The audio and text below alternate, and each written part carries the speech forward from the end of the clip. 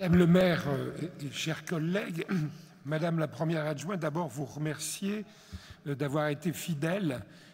à l'engagement qui avait été pris, qui était celui de rapporter au nom de l'ensemble de la commission, du comité consultatif d'éthique.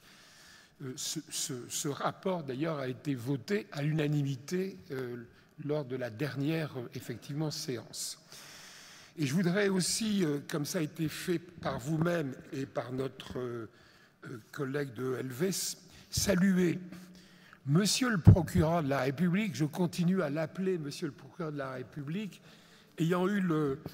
bonheur en tant qu'élu de travailler lorsqu'il était procureur ici à Lille et lorsque j'avais quelques responsabilités dans un des quartiers lillois.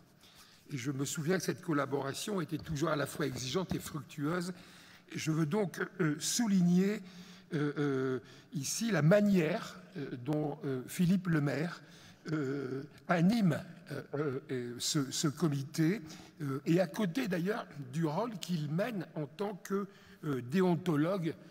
dans la prévention des atteintes à la probité des élus. Il y a là deux fonctions, une fonction d'animation et de présidence et une fonction de déontologue. Je pense que c'est important de l'indiquer.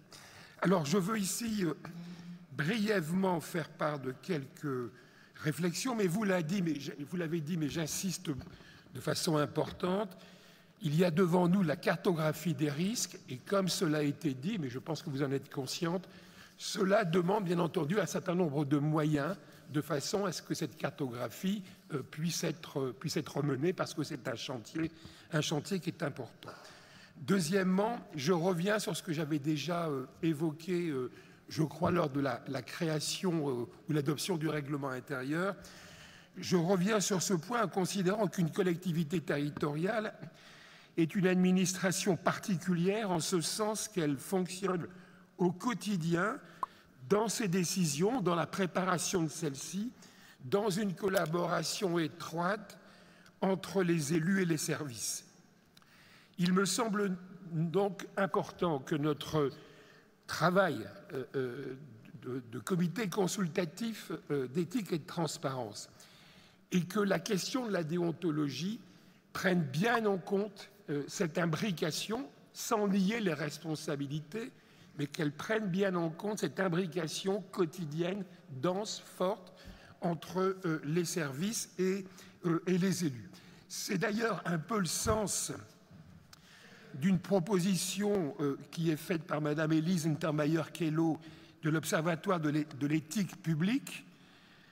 qui défend l'idée d'un déontologue commun aux agents et aux élus, externe aux collectivités territoriales et ayant des compétences juridiques, cette affirmation effectivement ayant été posée il y a quelque temps avant que le décret cette semaine soit pris d'application de la loi en la matière. Dernier point que je voudrais proposer, j'ai cru comprendre que le débat sur la question, enfin c'est pas le dernier point, c'est l'avant-dernier point, le débat sur la question des arrêtés de déport et du format open data n'était pas complètement, nous l'avons mené, mais qu'il était encore devant nous. Et dernier point de mon intervention, comme à Nantes, et parce qu'il y a un long combat à mener ensemble pour rétablir un lien de confiance entre les citoyens et les pouvoirs publics, je proposerai que les avis de la Commission, étant des avis non individuels, puisqu'ils sont par définition anonymes au niveau de leur publication, eh bien, puissent être publiés en ligne pour faire part aussi, je pense, aux concitoyens, de leur donner la possibilité de comprendre la démarche qui est la nôtre. Je vous remercie.